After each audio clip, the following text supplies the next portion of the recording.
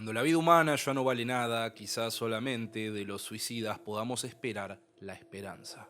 En las últimas décadas hemos sido testigos de un cambio en nuestra aproximación al trabajo. La tendencia de reducir las horas laborales parece ser una pretensión de otros tiempos, o por lo menos lo que vemos en los papeles es un incremento considerable de las jornadas como una forma de compensar la pérdida del poder adquisitivo a la par de la privatización de servicios. La línea que separa al trabajo y el tiempo libre, impulsada por la tecnología, se vuelve cada vez más borrosa, dando como resultado una jornada laboral prácticamente interminable. A pesar de aquellos discursos justificadores que dicen promover la libertad individual, en la práctica, nuestro tiempo está cada vez más sometido al trabajo. A esta altura resulta innegable esta cuasi esclavitud moderna, fuertemente relacionada con los automatismos tecnológicos y psicológicos, con sus condiciones laborales inhumanas que no distinguen entre el corazón de las ciudades como de su periferia. Llevamos más de 30 años repitiéndonos un mantra inútil. Trabajar más pavimentará el camino hacia un enriquecimiento rápido y que será la antesala a una inversión desmedida en el mercado financiero. Pero sencillamente esto nunca fue así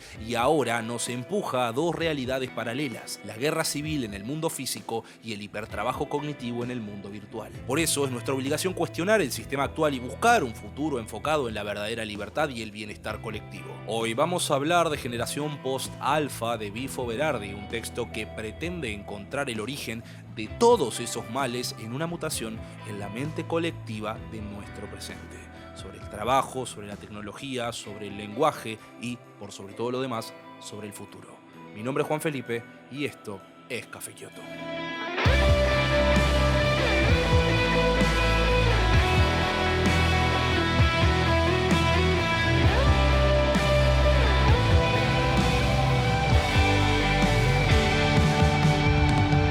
Generación Post-Alfa no es un texto en sí mismo, sino que una compilación de escritos publicados por Bifo que, ordenados sobre un eje temático, construyen el argumento fuerte de la cuestión, y ese eje son las bifurcaciones. El autor entiende como bifurcaciones a estos momentos críticos en la historia en los que se presentan alternativas entre diferentes caminos, especialmente en relación con las vanguardias artísticas, los movimientos revolucionarios y la evolución del entorno mediático en el que vivimos. Estos momentos, según el autor, representan la posibilidad de seguir un camino utópico de liberación del deseo o un camino desutópico de control sobre el imaginario, por lo que las bifurcaciones son puntos de inflexión en los que se presentan opciones que pueden llevar a resultar radicalmente diferentes en la historia y la cultura. La primera bifurcación del texto se llama Utopía, premonición desutópica, y contiene dos textos: el año en que el futuro se acabó y qué significa la autonomía hoy. Este capítulo comienza narrándonos cómo en el año 1977 Italia se convirtió en el epicentro de un cambio trascendental que todavía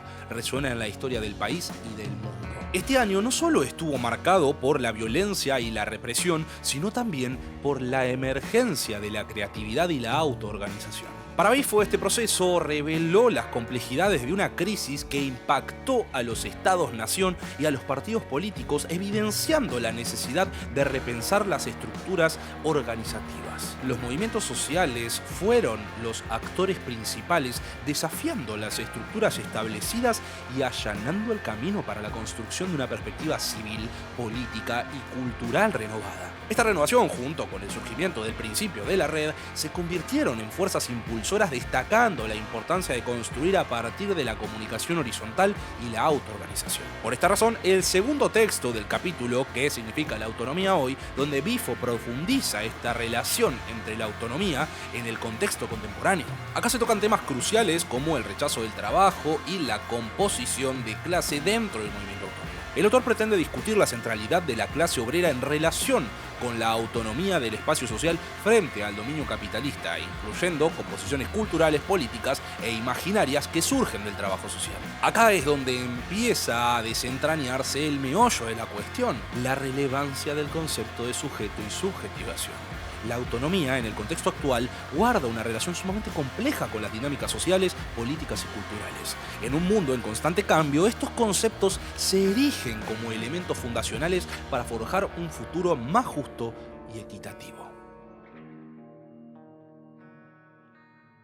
La segunda bifurcación se describe a través de dos textos fundamentales en todo el libro: generación posalfabética e infotrabajo y precarización. En la era posalfabética, la transformación abarca tanto el ámbito de la socialización como el mercado laboral, dando forma a un panorama complejo que redefine la forma en que pensamos, nos identificamos y trabajamos. El capítulo Generación Posalfabética aborda la evolución de la conciencia social en este nuevo entorno tecnológico y comunicacional, comprendiendo que la reconfiguración de la identidad es un fenómeno crucial que está fuertemente influenciado por las modalidades de pensamiento moldeadas por la tecnología y las expectativas del mundo. Sin embargo, si bien la cuestión generacional es fundamental para definir nuestra identidad, al mismo tiempo resulta inseparable de las consecuencias de esta revolución, especialmente en lo que respecta a la salud mental. Hablar sobre las tecnologías digitales y su influencia negativa en la mente colectiva es un tema común y ampliamente difundido. De hecho, el capítulo Infotrabajo y Precarización plantea que en el mercado laboral posterior a la era alfabética, la precariedad se posiciona como una forma predominante de las relaciones laborales, resultado de la desterritorialización de los factores de producción. Tanto la fragmentación de nuestro tiempo como la disolución del individuo como agente productivo cambian por completo la forma en que experimentamos el trabajo. ¿Y qué quiere decir Ebifo con todo esto? Estos trabajos digitales, como todos esos que fácilmente se trasladaron a lo que después de la crisis del COVID-19 llamamos home office, desligados de un lugar físico como una oficina, redefine la distribución de nuestro tiempo, creando una desconexión entre la persona física y la persona jurídica del trabajador. Esta precarización es una agresión directa al salario de los trabajadores y transforma la naturaleza misma de la experiencia laboral, cimientos sobre los que se sostiene el mundo moderno en la era posalfabética. A medida que más nos metemos a ondear en estas transformaciones, se vuelve todavía más obligatorio cuestionar las implicaciones que tiene nuestra salud mental y en la estructura misma de nuestra sociedad. La etapa posalfabética requiere una reflexión profunda y la adopción de medidas que orienten la creación de un futuro más equitativo y sostenible en medio de estos cambios tumultuosos. La tercera bifurcación compila los textos Trabajo Cognitivo y Capital Recombinante y Splatterkapitalismus, explorando la compleja relación entre el trabajo cognitivo y el capital financiero en la sociedad contemporánea que da aval a la brutalidad y voracidad del capitalismo actual. Berardi comienza destacando la alianza entre el trabajo cognitivo y el capital financiero, una conexión que nos lleva a asimilar esta identificación ideológica del trabajo con la empresa, donde los trabajadores son impulsados a verse a sí mismos como unos empresarios individuales. Este fenómeno está en el marco de la flexibilización y la fractalización del trabajo, generando una dependencia total de las emociones y el pensamiento respecto al flujo de la información. Y el resultado de eso no puede ser otro que el colapso total de la mente global. La globalización y la informatización convergen para dar forma al semiocapital recombinante. Como hemos descrito en otros videos, este concepto aborda cómo la producción y la reproducción social se integraron creando una nueva forma de capitalismo donde la información y la comunicación son fuerzas motrices. Después, en Splatterkapitalismus, Berardi usa la metáfora del splatter o del cine gore para describir la naturaleza despiadada del capitalismo contemporáneo. Cuando impone ritmos de trabajo desenfrenados, cuando intensifica la precarización y la explotación, como si se tratara de una enfermedad incontrolable y la sociedad quien la padece. Estos dos capítulos convergen en la idea central de que el capitalismo contemporáneo, a través de la alianza entre el trabajo cognitivo y el capital financiero, generaron un sistema despiadado que afecta tanto a la esfera laboral como a la vida en sociedad, y la metáfora de Splatter pretende servir como una representación gráfica de la brutalidad y la voracidad de este sistema. La cuarta bifurcación del libro contiene los textos Lo incalculable y Puritanismo y virtualización, y buscan señalar cómo la tecnología y la globalización no solo transformaron nuestra capacidad de comprender y controlar el mundo, sino también nuestra percepción y formación como sociedad. Lo incalculable resalta cómo la rápida velocidad de la información fomentada por la tecnología nos llevó a una pérdida de la capacidad de reflexión y comprensión del entorno. Tan sencillo como que no tenemos tiempo suficiente para asimilar con profundidad toda la data que nos gatilla el celular minuto a minuto. Esto, sumado a la globalización, generó una homogeneización de la cultura que dificulta la comprensión de la diversidad y la complejidad del mundo. La incapacidad de imaginar un futuro diferente va de la mano con esta sensación de desesperanza que muchos tienen con la sociedad actual. Ya en Puritanismo y virtualización, Berardi toma de ejemplo la singularidad cultural de América del Norte, señalando cómo la formación psicocognitiva de la clase virtual en esta región la incapacita para comprender aquello que no puede reducirse a información interpretable. Es como si existiera alguna especie de tamiz para purificar la existencia social, eliminando todas las impurezas acumuladas a lo largo de la historia. Los dos capítulos, como parte de los anteriores, coinciden con la idea de que la tecnología y la globalización provocaron transformaciones profundas en nuestra capacidad de percepción y comprensión, así como también condiciona la configuración de una nueva forma de humanidad. En pocas palabras, estamos completamente desconectados de la realidad, por lo que somos incapaces de salir de este pozo. Y mientras sigamos metidos en este escenario dominado por la tecnología y la globalización, nos va a ser imposible imaginar un futuro distinto.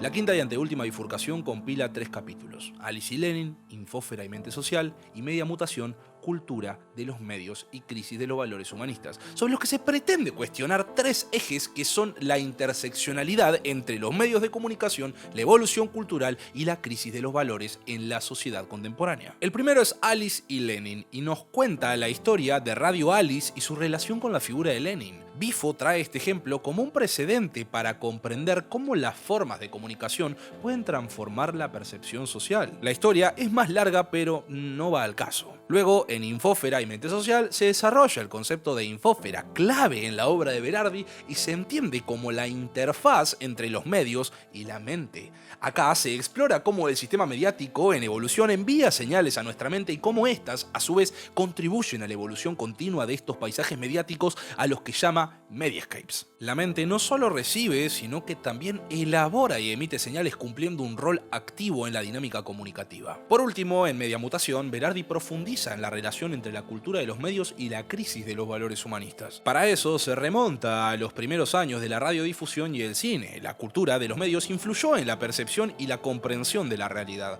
así como en la formación de valores y actitudes. Obviamente, esa influencia contribuyó también a una crisis de valores humanistas al cuestionar los fundamentos de la comprensión tradicional de la humanidad y sus valores. A lo que va este capítulo es que la comunicación, desde las prácticas pioneras de Radio Alice hasta la infósfera contemporánea, desempeñan un papel fundamental en la evolución cultural y la formación de valores. Los medios interactúan dinámicamente tanto con la mente como la cultura y crean así un panorama complejo que desafía las nociones tradicionales. Es necesario comprender críticamente la era de la información y la comunicación, no como simples flujos de información, sino como la forma en cómo configuran la realidad y cómo la sociedad responde y se transforma en este proceso continuo de media mutación. En este capítulo tenemos un poco más de data para ir cerrando el tema. Caída tendencial de la tasa de placer, patología de la hiperexpresión, la epidemia depresiva y el lado oscuro de la belleza. En estos 4 textos se pretende explorar los aspectos psicosociales de la sociedad actual. En primer lugar, Caída tendencial de la tasa de placer trata sobre la disminución del placer en la vida cotidiana, vinculándolo como la deserotización, la inversión del deseo en el trabajo y la atrofia emocional. Cómo es que la sensualidad se transforma y se ve obligada a convivir con mecanismos de estandarización y mercantilización, así como también la disminución de la satisfacción sexual en diferentes culturas. Esto enlaza directamente con el siguiente texto: Patologías de la hiperexpresión. Acá Bifo profundiza en las consecuencias de la hipersexualización y la desensibilización. ¿Por qué? Porque entiende que existe un malestar asociado a esto y que el pensamiento antiautoritario del siglo XX nos puede llegar a dar una mano para revertir esa situación. Por eso destaca la necesidad de repensar el binomio cultura-malestar en el contexto de las transformaciones sociales. El anteúltimo texto del capítulo, La epidemia depresiva, plantea una reflexión clave sobre la depresión y la violencia en la sociedad, utilizando el caso de Cho Seung-hui, un estudiante y tirador masivo que en el año 2007 masacró a 33 personas en la Universidad Estatal de Virginia y que trajo a discusión la complejidad de los factores que influyen en este tipo de eventos trágicos. Léase la sobrecarga de estímulos infonerviosos y la acción agresiva como elementos detonantes en este raíz de violencia. Por último, en El lado oscuro de la belleza se trata sobre la relación entre la expresión artística y la psicopatología en la primera generación videoelectrónica. Esa fragilidad de la psicoesfera en esta generación y su conexión con la tecnología es algo a destacar y haciendo énfasis en la necesidad de encontrar vías de comunicación para comprender su desarrollo cognitivo y emocional. Este capítulo pretende establecer una mirada holística a los desafíos psicosociales contemporáneos que nos aquejan, desde algo tan primal como la disminución del placer y las patologías de la hiperexpresión hasta la epidemia depresiva con un trasfondo entre el arte y la psicopatología. Bifo plantea la urgencia de comprender la complejidad de estos fenómenos para que podamos abordarlos de manera efectiva. Es vital para cualquier cambio positivo y serio entender la interconexión entre factores individuales y sociales que configuran la experiencia humana en el mundo moderno. Si bien las bifurcaciones que establece el libro son 6, Bifo agrega una última a modo de epílogo y creo que es una muy buena forma de cerrar este video. Nos encontramos frente a una decisión inevitable: defender lo humano o abrazar esta mutación. Desde el comienzo del siglo XXI, la crisis de la izquierda y la socialdemocracia se manifiestan como aspectos de una crisis más profunda de la civilización humanista que guió progresivamente a la modernidad. Ahora, la alternativa tampoco es algo sencillo. ¿Nos rasgamos las vestiduras reivindicando el humanismo ante el fanatismo integrista como una forma de conservar las garantías sociales y derechos políticos? ¿O directamente nos entregamos a la neohumanidad posalfabética y postcrítica para forjar nuevos horizontes y criterios de juicio? La inmensa ola de transformación hipercapitalista de las que estamos siendo testigos pone cada vez más en evidencia un colapso de los ecosistemas a escala global, mientras que se establece un mercado laboral sin fronteras ni garantías. La imagen del ejército obrero industrial trasladándose a las periferias se puede replicar en todas partes del mundo, al igual que la disminución del salario y el desgaste de los logros del movimiento obrero. Y la influencia mediática, la desescolarización y la privatización de la educación debilitan todavía más las defensas inmunitarias de la sociedad. Incluso los reformistas, obsesionados con la competitividad, ponen en peligro todas las conquistas populares y hasta los principios ilustrados, socavando los cimientos de la civilización burguesa, transformando a la clase obrera en un ejército de esclavos sin territorio. El poder absoluto del capital impone la violencia como único regulador, vaciando el significado de la individualidad moderna. La disyuntiva que se presenta en el libro es clara: defender lo que queda de lo humano, desde lo emocional, lo intelectual y hasta la propia esperanza, o directamente abrazar lo transhumano. Pero la resistencia, aunque es esencial, también es limitada. No alcanza con proteger lo que nos queda, sino también dar la vuelta interpretando y volviendo a conquistar lo disputado. Para Bifo, la elección no es entre fuerza y flujo, sino entre mecanismos de atracción y la creación de un movimiento de personas ricas, libres, con pocas posesiones, necesidades mínimas y disfrute del tiempo como su propiedad inalienable. Esta es la última y más importante bifurcación, y así es como construimos un movimiento de ocio y sabotaje, un movimiento de restar y de desacelerar. De hecho, el Internet es un arma poderosísima para alcanzar este objetivo. Estamos parados en el medio de este cruce de caminos y es acá donde reside nuestra responsabilidad y la oportunidad de un cambio significativo hacia un futuro más alentador y equitativo. Muy buenas noches.